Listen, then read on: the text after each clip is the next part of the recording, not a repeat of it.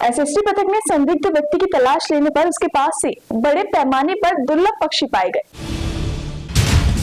दुर्लभ काले पंछी को बड़े पैमाने पर पकड़कर थैली में भरकर गढ़चिरौली की ओर ले जा रहे पारडी निवासी एक व्यक्ति को नदी समीप स्थित एसएसटी पथक ने रोककर जांच की। जांच दौरान उसके पास से थैली में बड़े पैमाने पर दुर्लभ पंछी दिखाई दिए। इस समय वन विभाग के वन परिक्षेत्र अधिकारी विनोद धुर्वे, वन रक्षक गोडसिलवार, सावली के थानेदार प्रदीप पुल्लरवार इनके समक्ष उस व्यक्ति ने बताया कि यह पंछी वह बेचता है। उक्त मामला गंभीर होने पर संबंधित व्यक्ति को वन विभाग ने हिरासत में लेकर कार्रवाई की।